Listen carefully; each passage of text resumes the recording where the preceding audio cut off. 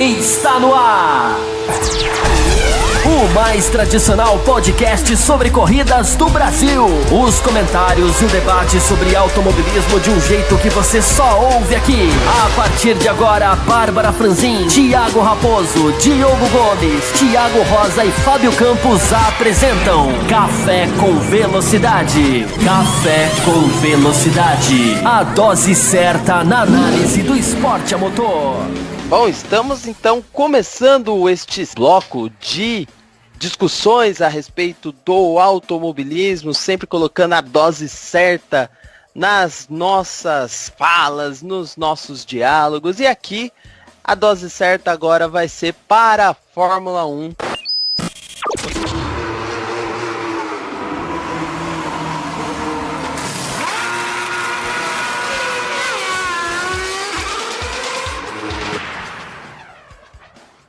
Que tem que ser, aliás, falando de transmissão, dois assuntos que para mim eu acho que estão juntos, eu não consigo desassociar. Fábio Campos já mencionou isso e a gente vai entrar a fundo agora, porque o Eilor mandou também perguntas sobre isso.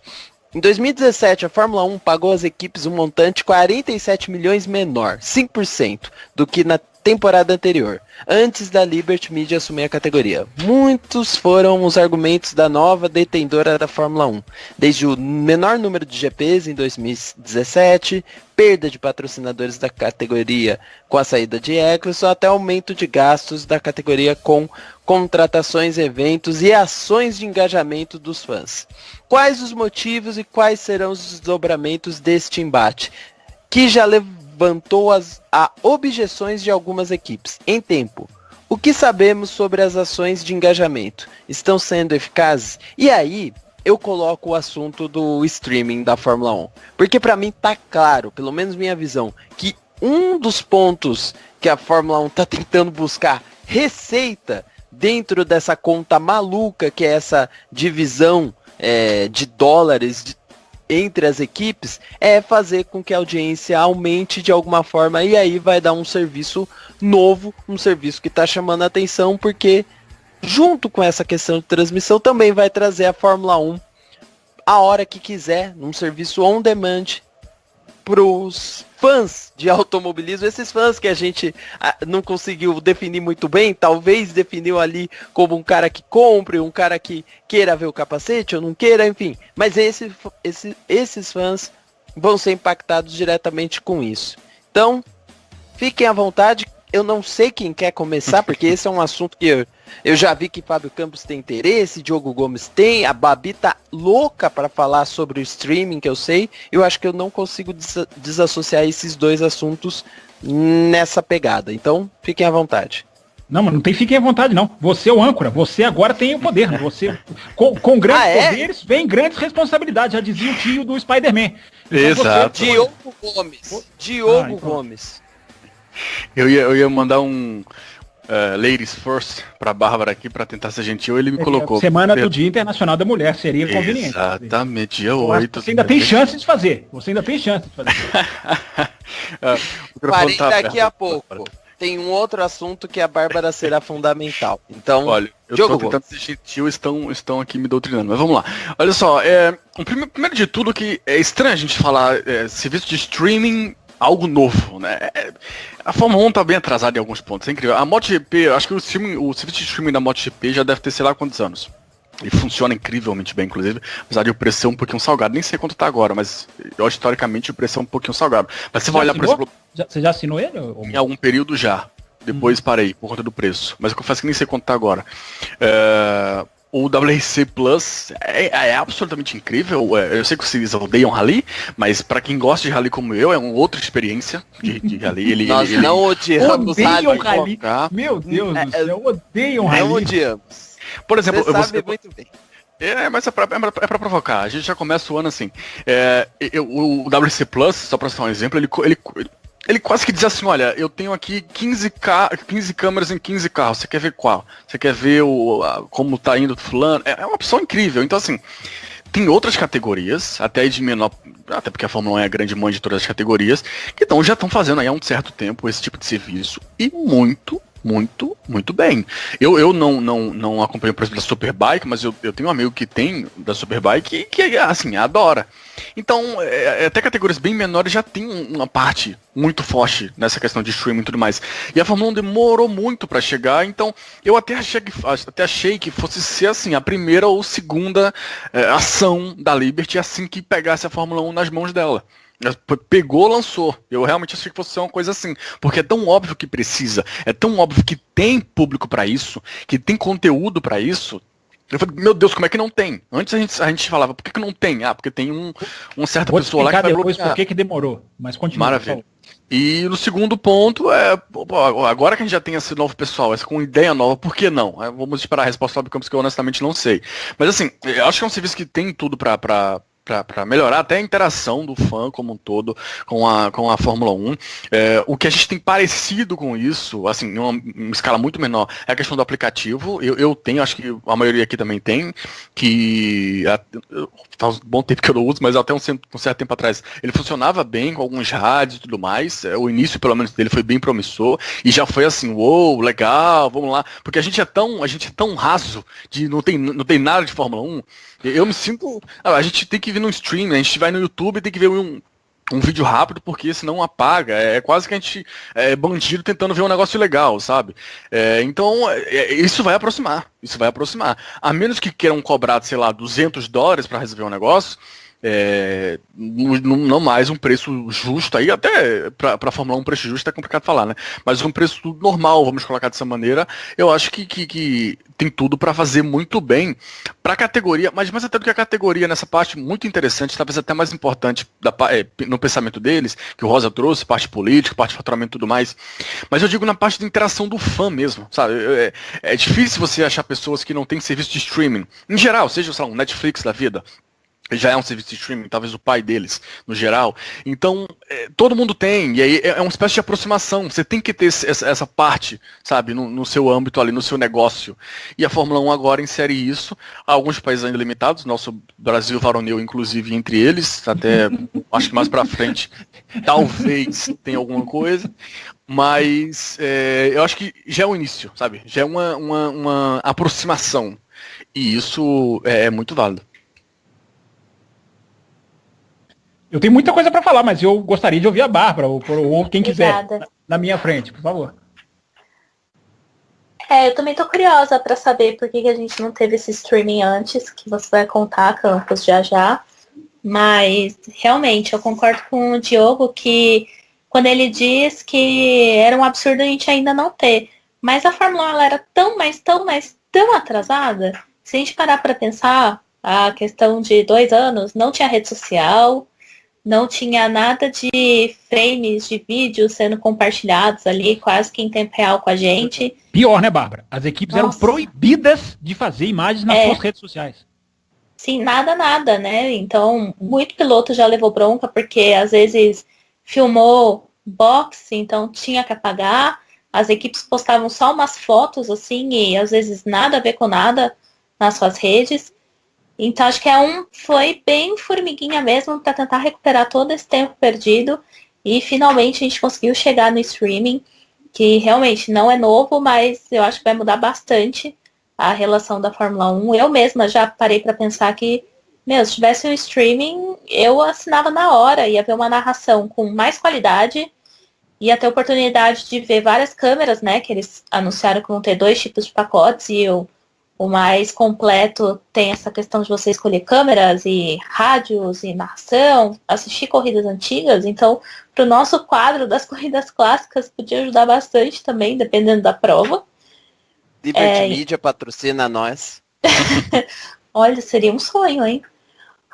Então, eu sou completamente a favor. Aí depois eu vi, Brasil não vai ter, então fiquei um pouco chateada.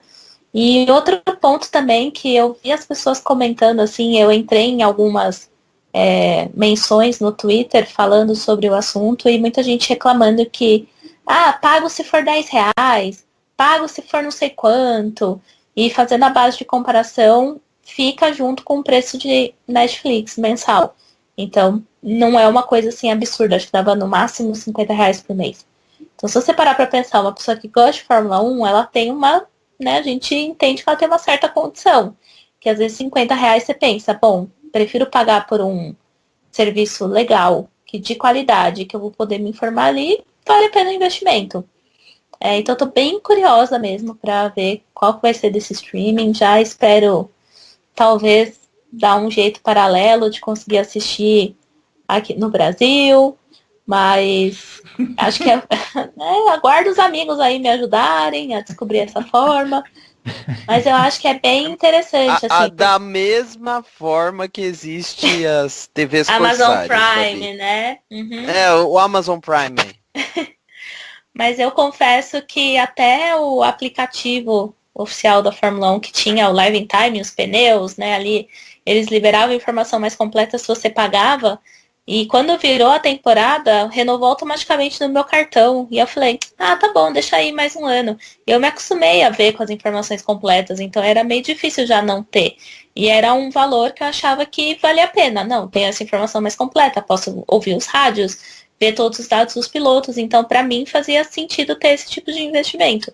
E eu acho que o streaming tem tudo para ser um sucesso também. Eu torço para que realmente ele emplaque, porque eu acho que facilita, às vezes, também o acesso das pessoas à categoria. A gente não fica refém mais de uma televisão, de uma transmissão que joga para TV a cabo, corta quando tem jogo de futebol, corta quando vai ter, sei lá, alguma coisa mais importante, eleição, como até aconteceu na Fórmula E, que estavam passando eleição do Corinthians no meio da corrida, que eu fiquei meio indignada, né? Trazendo um exemplo recente de fora. Não, foi assim, de doer.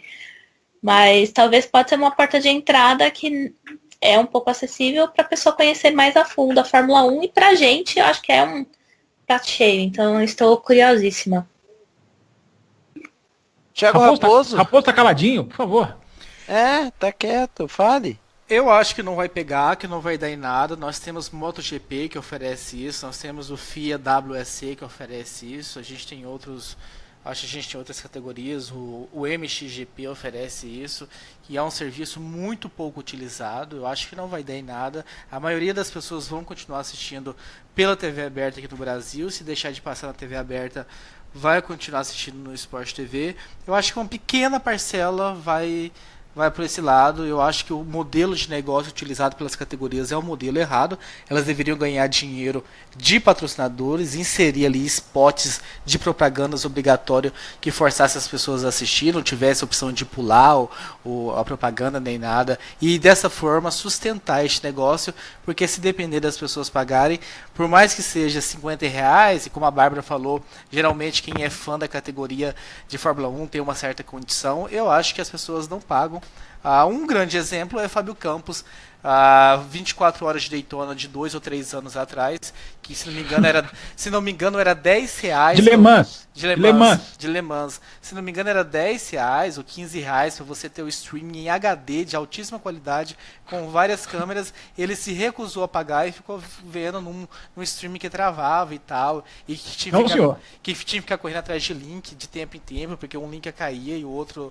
Então eu acho que as pessoas não vão pagar. Parece bonitinho, porque, nossa, olha, a Liberty trouxe isso, o Bernie não permitia, mas eu acho que vai virar mais ou menos como é o serviço do WRC, da MotoGP, do MXGP, do FIA WSC, que uma pequena parcela, se não me engano, a única pessoa que eu acho que eu pagava o FIA WSC que eu conheço o ano inteiro era o Wellington Leal.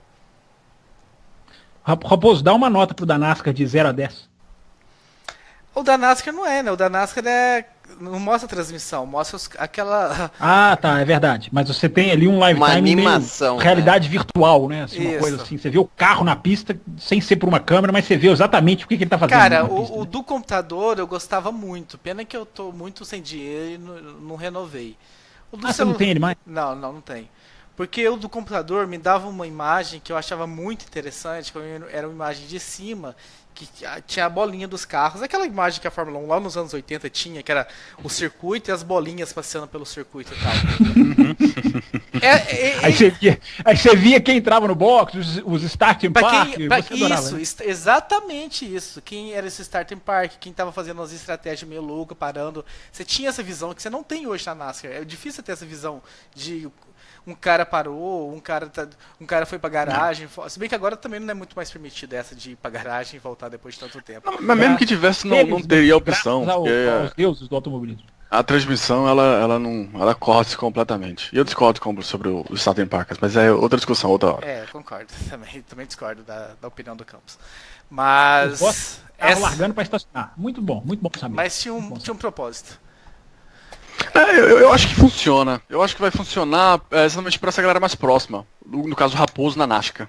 Acho que é por esse pessoal que vai acabar tendo o grande impacto mesmo, sabe? E se for realmente dividido em planos, como a Bárbara chamou a atenção, uma pessoa mais... que é algo que foge, por exemplo, da MotoGP. Eu fiz a conta aqui rapidinho. A MotoGP, o plano anual custa R$560.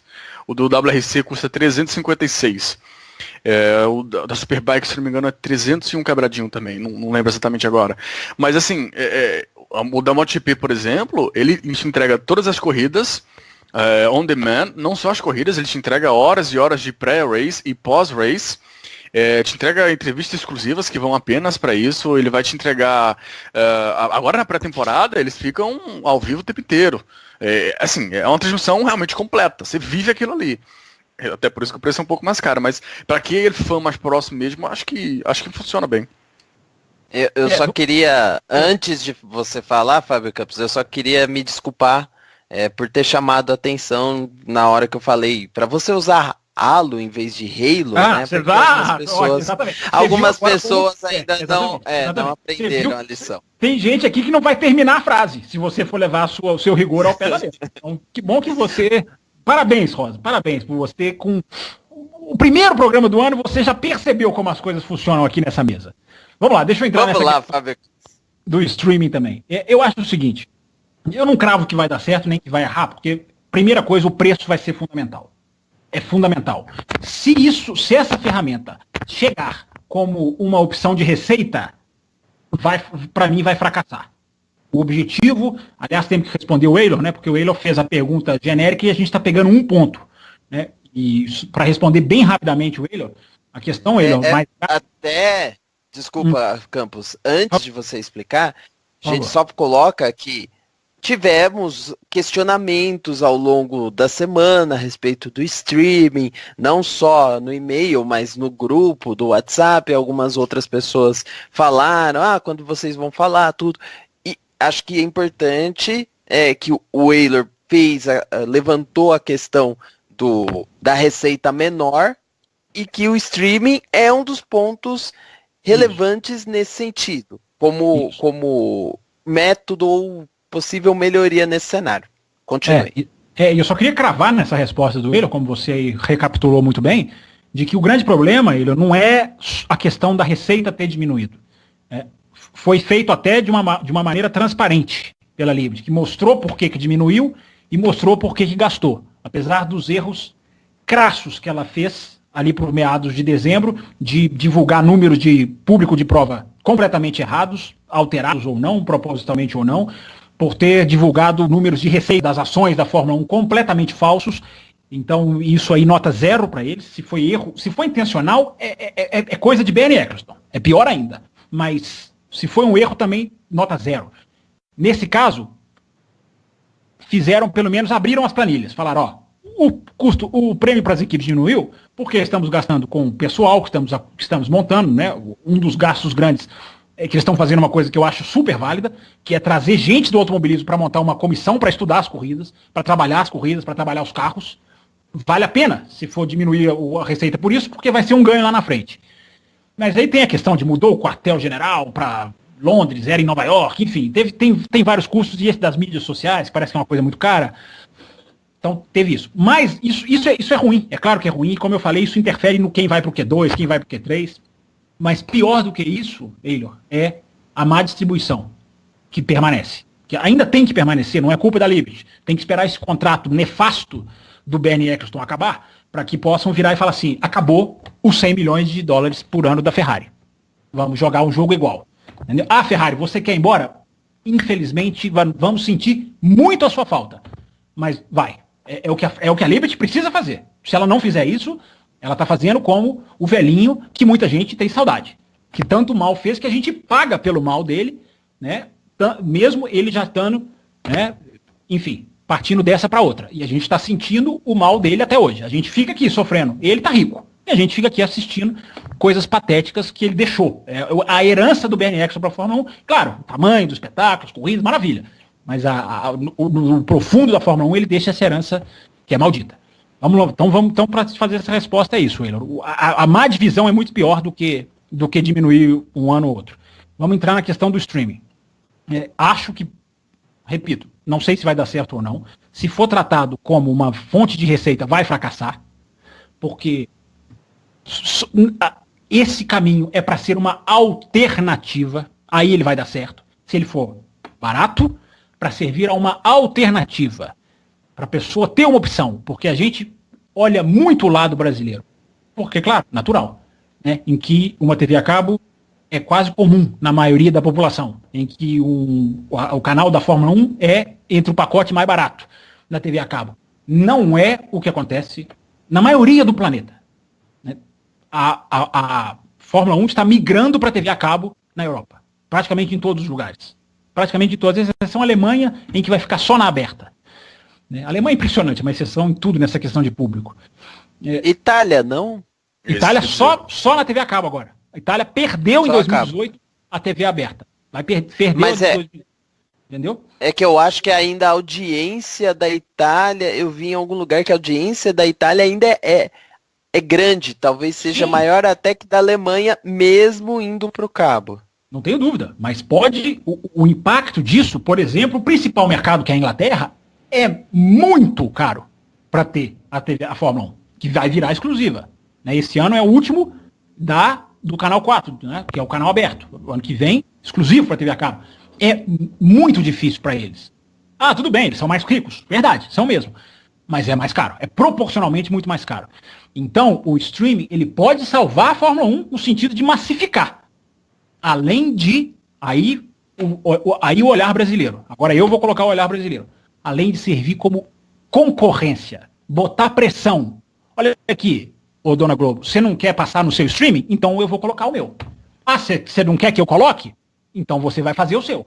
Você tem até dia tal para produzir o seu streaming. Quer fazer com seus narradores? O povo do Brasil gosta, né, dessa equipe sua aí? Mantém essa turma toda. Mas você tem até tal prazo para fazer. Botar pressão nas televisões é outra maneira de você criar concorrência. Se a televisão vacilar, o cara vai, paga R$10, $10, sei lá quanto, e vai. Isso vai ser muito saudável, porque você vai aumentar a qualidade de transmissão, isso o Brasil, né, precisa muito, e você vai massificar que todo mundo possa acessar, possa assistir. Eu concordo com o que o Raposo disse, que não é nenhuma garantia de que vai todo mundo para isso. É um terreno ainda inóspito. Até nos super campeonatos aí de futebol americano. Até ia perguntar para a Bárbara se a Indy tem. Eu acho que a Indy nem tem, né, Bárbara? Ou a Indy tem streaming ao vivo, esse live? Não tem, ou tem? Então, eu tenho o aplicativo da Indy também, aqui no celular.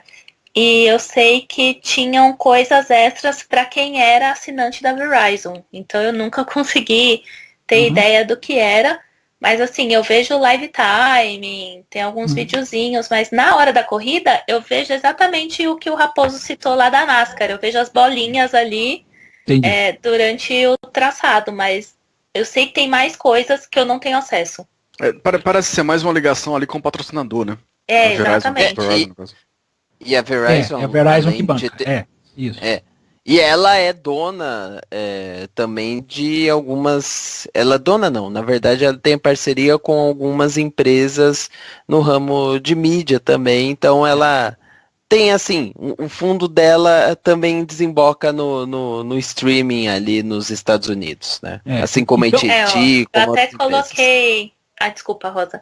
Eu até coloquei aqui no aplicativo, né, que já tem a programação da primeira etapa, tudo mais, aí tem aqui áudio ao vivo, câmeras ao vivo. Aí eu cliquei nas câmeras, aí apareceu não disponível, só disponível em celulares com Verizon. Mas quando não tem a transmissão da TV, o que a Indy faz é no próprio site, né? Ela coloca o live timing, às vezes a rádio e o YouTube ali com o streaming do que tá acontecendo. Então é bem legal. Na hora que você falou aí, câmeras ao vivo, que você falou que você clicou, eu fiquei numa esperança de você falar assim, olha, já estão com as imagens lá do box apagado, de noite, tudo apagado. Imagina que sensacional, um streaming que começa na quarta-feira, e você vê o cara montando imagens dos boxes, seria sensacional. Mas deixa eu voltar a falar sério aqui, até para explicar, encerrar o comentário e explicar, né, por que demorou, né, a implementação. Mas para fechar isso, o modo como essa ferramenta vai ser trabalhada, para mim, vai dizer se vai dar certo ou não. Se for para ganhar dinheiro, meu amigo, não vai dar certo. Se fizer uma coisa muito barata, que ponha pressão, que faça concorrência, que massifique, aí eu acho que pode salvar sim, porque, repito, lá fora muita gente vai. No Brasil, concordo. Eu acho que não vai ter esse sucesso todo.